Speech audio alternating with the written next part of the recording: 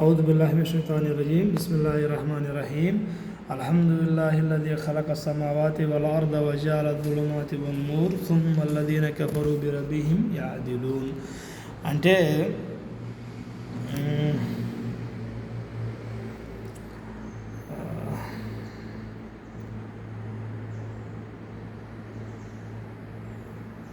అల్లాహ్ మాత్రమే స్తుతింపదగినటువంటి వాడు, స్తోత్రానికి అర్హుడు. భూమి ఆకాశాలను ఎందుకు పుట్టించాడంటే జులుమాతీలన్నూర్ అంటే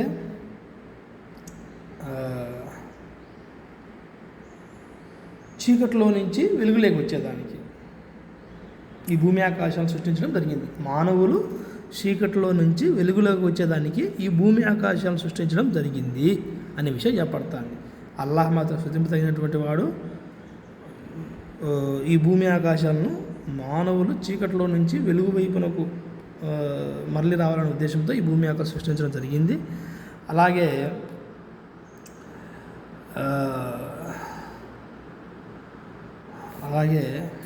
సుమ్మల్లదీన కఫరు బిరబ్బిహిం యాదిలూన్, అయినా కూడా వారు తమ ప్రభువు పట్ల అవిధేయతకు దూరంగా ఉన్నారు అనే విషయం చెప్పబడతాను.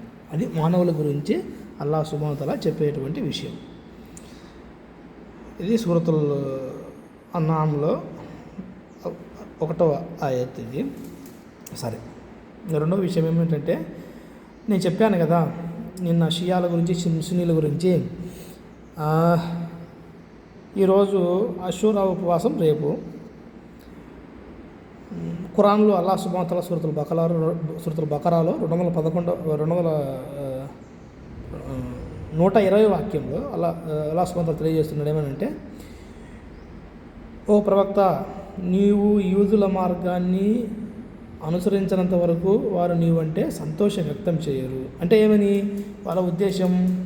వాళ్ళు ప్రవక్త వారిని వాళ్ళ యొక్క మార్గాల్లో, వాళ్ళ యొక్క అడుగుజాడల్లో నడుచుకోవాలని వాళ్ళు తహతహలాడుతున్నారు.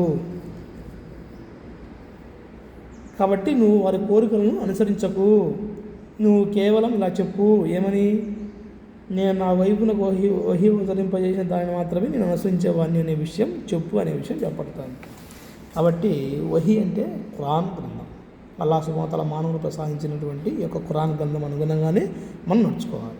ఎవడో యూదుడు ఒక ఉపవాసం ఉన్నాడు, క్రిస్టియన్ ఇంకో రకంగా ఉన్నారు, లేకపోతే హిందువులు ఇంకో రకంగా ఉన్నారు, లేకపోతే ఇంకొకటి ఎవరో నాస్తికుడు ఇంకో రకంగా చెబుతున్నాడు, ఇలా కాదు.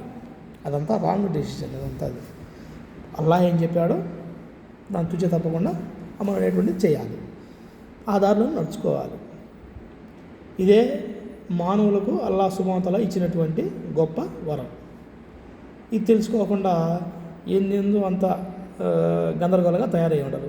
దాంట్లో భాగంగానే ఈ రేపు జరగబోయేటువంటి అషూరా ఉపవాసం కూడా మనం ఉండవలసినటువంటి పని లేని కూడా లేదు. ఆ విధంగా ఉన్నట్టుంటే యూదులను అనుసరించే వాళ్ళము మనం కూడా అవుతాము. ఒకవేళ ప్రవక్త గారు ఉన్నారు అని లెక్కలోకి తీసుకుంటే ఆయన యొక్క యూదుల మార్గాన్ని అవలంబించాడా, లేదా అల్లాహ్ చెప్పిన మార్గంలో నడుచుకున్నాడా? చూడండి, హదీసులు అనేటువంటిది ముతవ్వా అల్ మాలిక్ అనేటువంటి ఆయన ప్రవక్త గారు చనిపోయిన 150 సంవత్సరాల తర్వాత ఒక హదీసు వెలుగులోకి తీసుకొచ్చాడు. ఆయన్నే ఇమాం మాలిక్.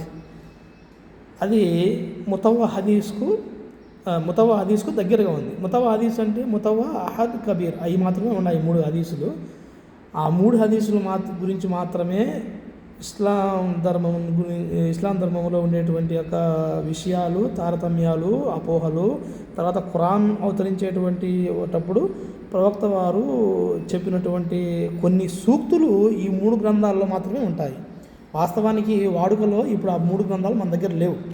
మన దగ్గర ప్రవక్త గారు చనిపోయిన తర్వాత 200 సంవత్సరాల తర్వాత ఈ యొక్క పర్షియన్లు అంటే ఎవరు? షియాలు అంటే ఎవరు? ఇరాన్ దేశస్తులు ఆ రోమ్ సామ్రాజ్యంలో వాళ్ళు నివసించేటువంటి వాళ్ళు.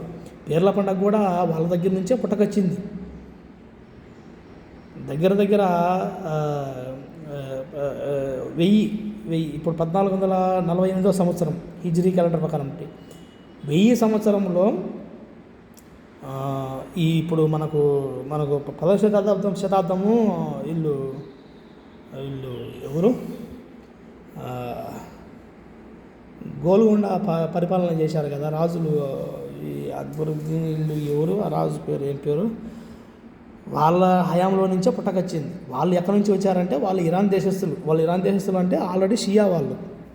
వాళ్ళకి ఎక్కడి నుంచి వచ్చిందంటే వాళ్ళు దానికంటే ముందే ఈ యొక్క దినాన్ని సంతాప సభగా చెప్పుకునేదానికి ఆ యొక్క కుఫా నగరం సంబంధించినటువంటి యొక్క చిహ్నాలను, పీర్లు లేవు అప్పుడు, చిహ్నాలను లిఖించుకొని అవి ఊరేగించుకుంటూ పలాని నగరంలో ఇలా జరిగింది, ఈరోజు దాడి ఈ విధంగా జరిగింది, మనం నష్టపోయాము ముస్లిం సమాజం అనేది ఒక ఈ రోజుగా పరిగణించుకొని ఒక రకంగా సంతాపం తెలిపేటువంటి వాళ్ళు. వాళ్ళ దగ్గర నుంచి వచ్చిందే ఈ యొక్క పీర్ల పండగ. అసలు పీర్ల పండగ అసలు ఖురాన్ ప్రకారం నడుచుకునేటువంటి వాళ్ళు మాత్రమే సున్నీ అంటే సున్నా అంటే సంప్రదాయం అంటే ప్రవక్త గారి యొక్క సంప్రదాయం కాదు, అల్లాహ్ యొక్క సంప్రదాయం. ఓకేనా? సూరతుల్ అహ్జాబ్లో ఉంది ఈ యొక్క సున్నతల్లాహి కబలహుం ఆయ ఉంది. అది ఆ తర్వాత చెప్తాను నెక్స్ట్ వీడియోలో. సూరతుల్ అహ్జాబ్లో ఉంది. అల్లాహ్ సంప్రదాయంలో నువ్వు ఎలాంటి మార్పును చూడలేవు. సున్నా అంటే అల్లాహ్ యొక్క సంప్రదాయం. ఇబ్రాహీం సలాం మన బక్రీద్ పండుగ జరుపుకున్నాం కదా, ఆయన త్యాగం చేసిండు, వాళ్ళ కొడుకుని త్యాగం చేసిన జిబాహ్ చేశాడంటే అది అల్లాహ్ యొక్క సంప్రదాయం ప్రకారం ఇది చేశాడు ఆయన. అది సంప్రదాయం, అల్లాహ్ యొక్క పని, అదొక సంప్రదాయం. అది దాన్ని సున్నా అంటారు. కానీ వీళ్ళు ఏంటంటే సున్నా అంటే ఇది, ఫరజ్ అంటే అది ఖురాన్ గ్రంథము, అల్లాహ్ ఒకరు, సున్నా అంటే ఈతా ఒకరు అని చెప్పుకుంటారు. అది వాస్తవానికి అది కాదు, ధర్మ విరుద్ధమైనటువంటి విషయాలు చెప్తున్నారు. తర్వాత ఈ గ్రంథానికి అంటే ఈ యొక్క ఖురాన్ గ్రంథానికి సూరతుల్ ఫాతిర్లో అల్లాహ్ సుబ్హానహు వ తఆలా తెలియజేస్తున్నాడు ఏమనంటే